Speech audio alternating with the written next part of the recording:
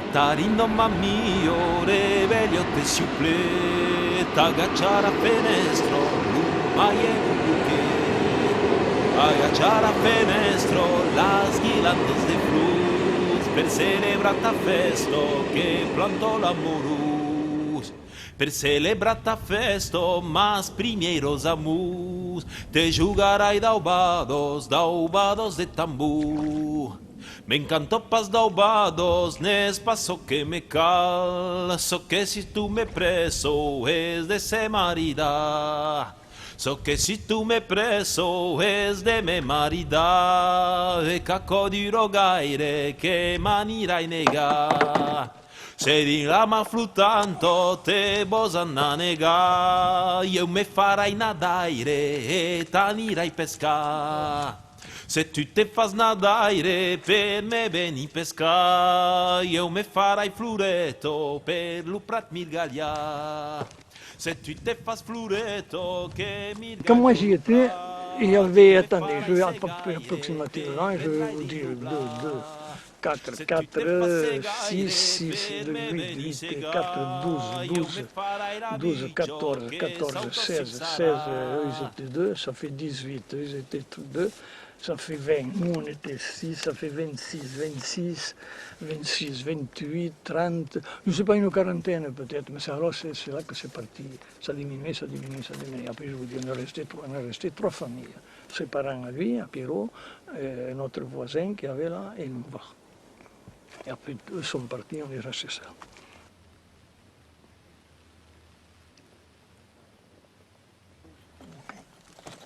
Voilà, alors ceci, c'est ma propre maison, c'est la maison de mes parents où j'ai vécu. Voilà, la cuisine, chambre et une autre chambre là. Quand on se couchait le soir, tellement il faisait l'humidité, ma mère en hiver, elle prenait un plat avec de la braise et elle le passait dans les draps pour nous réchauffer un peu. Pas comme maintenant, elle pas chauffer le central. Vous voyez? Et l'eau t'arrivait que l'eau monte? Oui, ici, moi, chez nous, elle montait par infiltration, parce que quand même c'était l'endroit assez haut à comparer avec les autres maisons, vous voyez. Mais enfin, vous avez des maisons qui avaient 80 cm d'eau. Quand il faisait des coups de mer, alors par infiltration, elle rentrait. C'est qu'on était obligé de partir. Donc, j'allais à la Nouvelle parce que j'avais ma grand-mère qui habitait la Nouvelle. Alors on allait chez ma grand-mère 3 ou 4 jours, le temps de l'inondation, et on revenait ici. Voilà. Vous y alliez à pied à la Nouvelle? Eh oui, eh oui. Tous les jours, enfin à l'école, jusqu'à l'âge de 14 ans, tous les jours. Et vous savez, mes parents, ils pouvaient faire froid, il pouvait pleuvoir. On ne manquait jamais d'école. Vous nous montrez le chemin par où vous passez Oui, à l'école? mais bien sûr, si vous pouvez me suivre, vous passez là. Je passais là, derrière, et je prenais la passerelle, vous voyez, encore des piquets, et jusque là-bas, et voilà. Et on allait attraper le bord de la Robine, du canal du Halage, jusqu'à la Nouvelle. Voilà.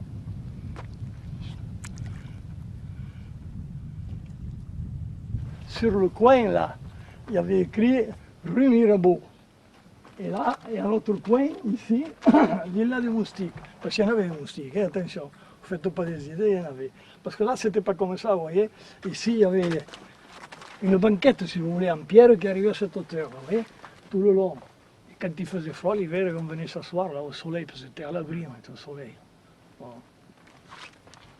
Ça, c'était le père Baraguet, c'était des Catalans, ça. Ils venaient faire la saison d'hiver, ici. Voilà. Et là, celle-là, là c'était la maison de mon oncle. Là, il y avait un figuier, là. Il y avait un figuier derrière, là, vous voyez. Il y en avait un là, il y en avait un ici, et puis l'autre était là. Et puis ce figuier, il était là-dedans. Et puis à un moment donné, il passait par la fenêtre. Il n'y avait plus personne, il passait par la fenêtre. C'est une époque dure, très dure.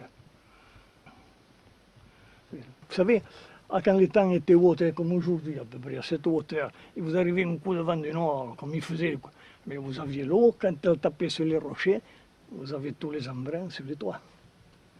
Alors, vous voyez. Vous voyez, il y avait un petit un petit plafond, là, quoi, en planche. Hein? Quand vous êtes parti, vous étiez content alors? Ah ben oui, oui, quand on est parti, on est allé à Bâle. Enfin, nous, on était habitués à cette vie. Quand on est parti, j'avais 20 ans, hein, j'avais fait les chantiers de jeunesse.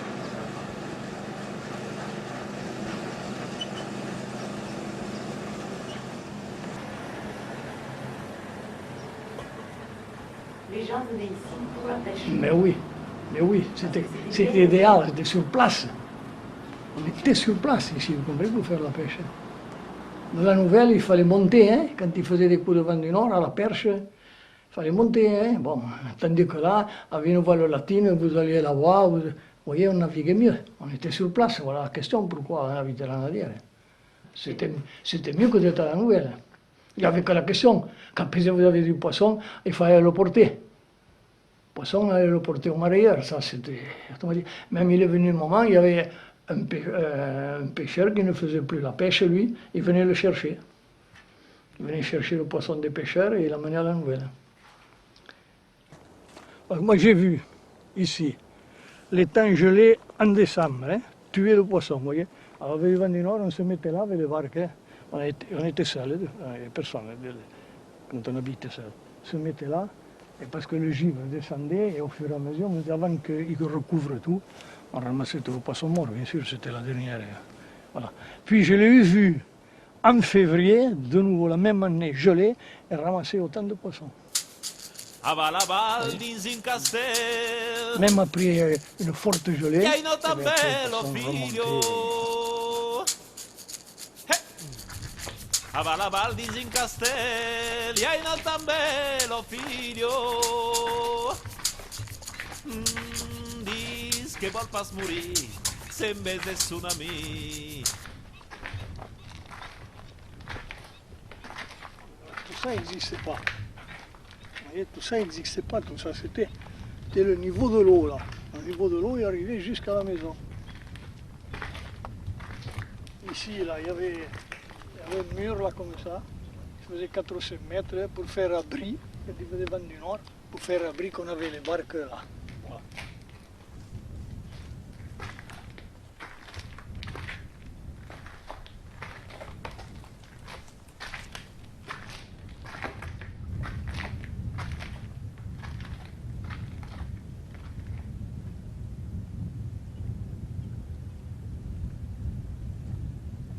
Au temps mort, mettons, quand il avait gelé les temps, comme je vous dis, gelé en décembre et en février, moi j'ai vu, et bien après on vivait de la chasse. On n'avait pas autre chose. Vous voyez? La chasse, vous les vendiez, On les canards? les vendait, oui. À qui vous les Il vendiez? y avait un type de Narbonne, je ne me rappelle pas comment il s'appelait, il venait les chercher. Aussi. Ah ouais. Vous en mangez aussi, oui. Ah oui, bon. Bon. Et c'était bon ces canards d'eau? Ah oui, c'est très bon le canard sauvage, je pense que c'est bon. Et les fous qu'il y en avait ici? Ouf, les fouques. On faisait des battues aux fouques. Il y en avait à l'époque, il venait des types de Lézignan, de Toulouse. Mais sur l'île, sur la Nadière? Non, les fouques, c'était dans l'étang. Alors on les coinçait soit à un endroit, soit à l'autre, comme ça, avec plusieurs barques. Et voilà.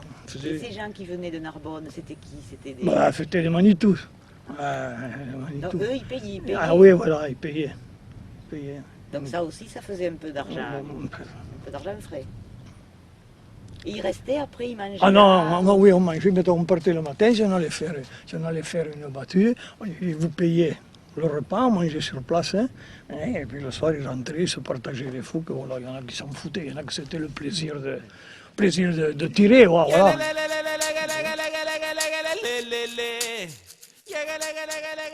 Alors on cherchait un coin obscur, on se mettait l'arrière de la barque dans le coin obscur et on allait, mettons, on avait la clarté de la mer et on allait dans le plus clair pour les voir. Voilà. Et là, comment vous faisiez? Là, on se couchait, on avait une partègue comme ça, si vous voulez, mais plus petit, plombé. Il y avait un plomb, un gros plomb là. Et couché, on faisait comme ça. On poussait comme ça. Voilà. On appelait ça le rouquette. Voilà. Voilà, et quand on arrivait, qu'on voyait qu'on était à portée, on lâchait le rouquette et on tirait. Voilà. Ah, le rouquette, c'était la... C'était oui, c'était un truc comme ça, mais arrangé esprit plus court ou plus long avec une masse de plomb. Parce qu'en étant couché, on ne peut pas le mettre comme ça. Alors le plomb, vous le tenez au fond. Et on faisait comme ça. Voilà. Ils étaient une vingtaine de familles, mais il pouvait y avoir peut-être des chicanes de l'un à l'autre entre eux, mais on sentait qu'ils formaient une grande famille après. Hein, ils avaient besoin les uns des autres quand même. Hein. Il ne devait pas y avoir trop de querelles parce qu'ils n'en parlaient pas tellement. Il pouvait peut-être y avoir des disputes d'un côté et de l'autre qui ne duraient pas, qui duraient 15 jours. Après, ça revenait, ils devaient revenir de nouveau amis.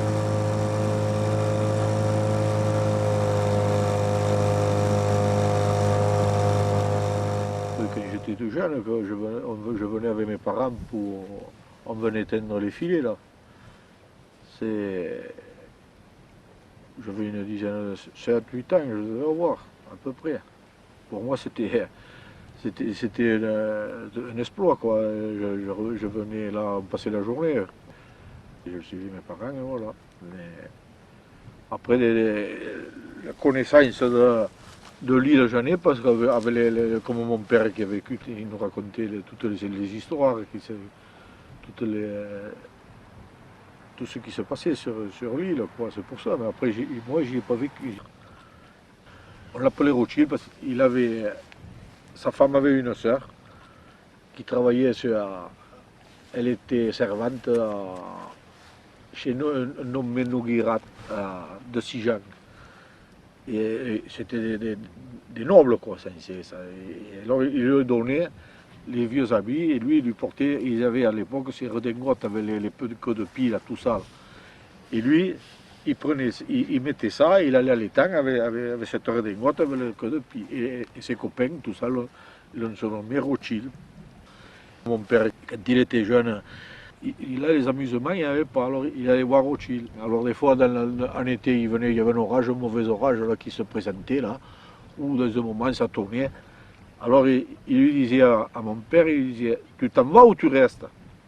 Non, je reste. Bon, eh bien, et il fermait la porte, il fermait tout, et puis fini, tu te retrouves pareil. Si l'orage durait 2 heures, tu restais dedans, il n'ouvrait pas la porte pour te laisser partir.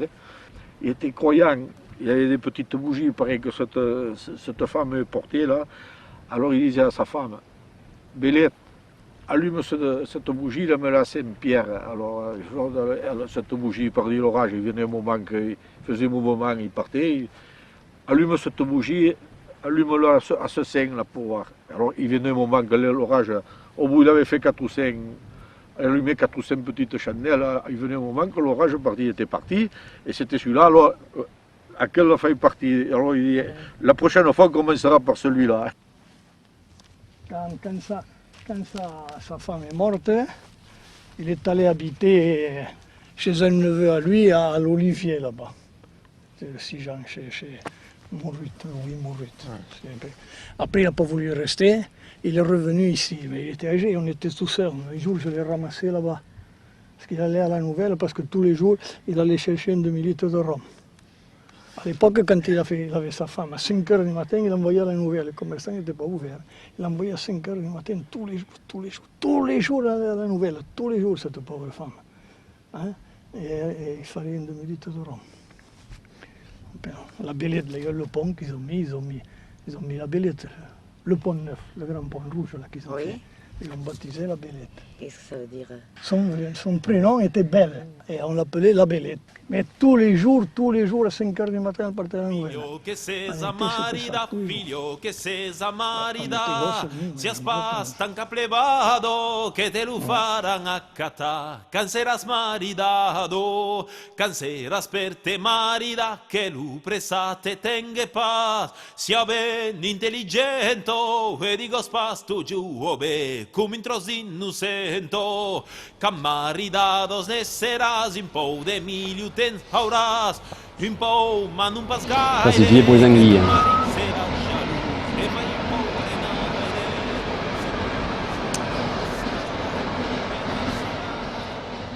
Voilà, il est presque fini. Je ne sais pas si j'aurai assez de fil. Hein.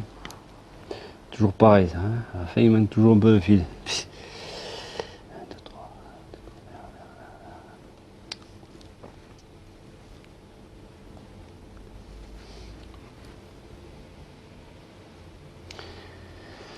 faut compter. Malgré qu'on compte, on se trompe toujours à la fin, il manque toujours. Il y a toujours une ou deux mailles en trop chaque fois, mais bon. Ça fera, hein. Le poisson il ne verra pas ça, hein. Il n'y a que nous, hein. Et voilà, les accabates. C'est fermé.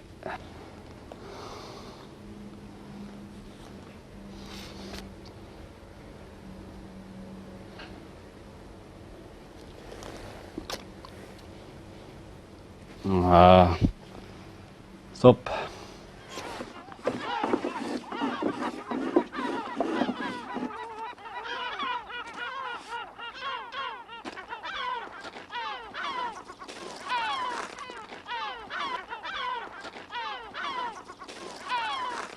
Mes arrière-grands-parents qui étaient pêcheurs et qui venaient de Grussant pêcher chaque année pendant la période des pantanes. La maison du grand-père, ça y est, je l'ai repérée.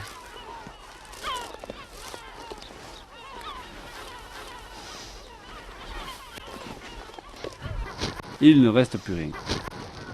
Il n'y avait rien qu'une pièce et là-haut on appelait ça un trasse-tête. Enfin, on appelle ça une mezzanine maintenant, c'était un trasse-tête. Et ils dormaient, ils n'avaient pas de matelas, ils allaient chercher des algues sèches au bord de l'étang là, ils les faisaient sécher. Et ils en faisaient leur matelas. Et quand c'était vent marin, l'humidité ressortait, alors ils étaient obligés de les changer souvent, quoi, régulièrement. Et là encore ça va, mais les maisons du bas là, ils m'ont raconté que quand l'eau montait avec le grand coup de vent marin au mois de novembre, ils étaient obligés de monter les meubles, enfin, les meubles, les 4 chaises et la table qu'ils avaient sur des pierres, parce que l'eau rentrait dans la maison. Ça faisait le ménage en même temps.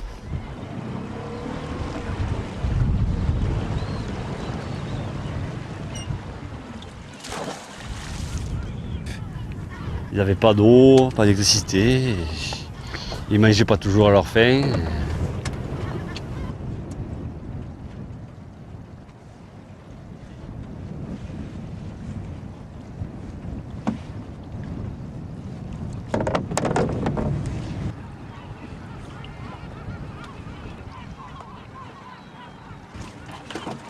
Ils n'avaient pas du matériel pour pêcher, ils vivaient pas, ils étaient nombreux à pêcher sur l'étang là pour faire le barrage. De ce côté là ils étaient 50 pêcheurs.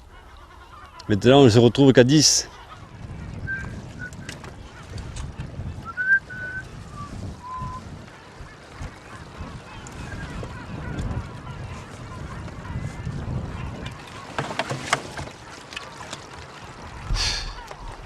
Ouais. Ils vivaient de la chasse aussi quand même, hein. Il fallait bien manger quoi.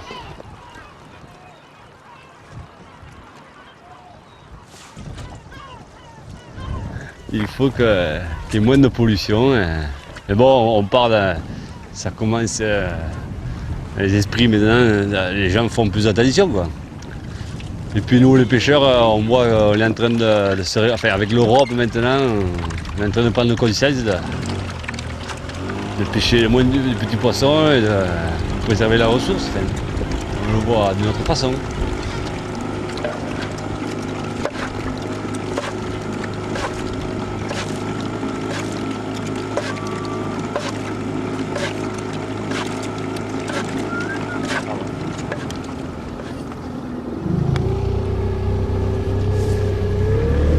Allez, ciao, hein, Nadia. Catarino mio, agachar a fenestro, agachar a fenestro, las guirlandas de flor, per celebrar ta festo che plantò l'amorus, per celebrar ta festo, mas primeiros amor, te jugarai daubados de tambor. Me encanto pas daubados, nes paso que me cal, so que si tu me preso, es de se marida. So que si tu me preso, es de se marida, e cacco di rogaire, che manirai nega. se din la m'affruttanto te bosanna nega, io me farai nadaire e t'anirai pesca. Se tu te fas nadaire per me veni pesca, io me farai flureto per lu prat mirgaglia. Se tu te fas flureto che mirgaglio lu prat, io me farai segaire, te prendrai di lubla. Se tu te fas segaire per me veni sega, io me farai la bicio che sauto sul sarà. Se tu te fas la bicio che sauto sul sarà, io me farai cassaire e t'anirai cassà. Se tu te fas cassaire per me veni cassà, io me farai la luno per lu se le scrairà. Se tu te fas la luno per lu se le scrairà, io me farai lunetto e t'aurai in davanti. Se tu te fas lunetto per ma ben davanti, io me farai estero, me podràs pas trobar.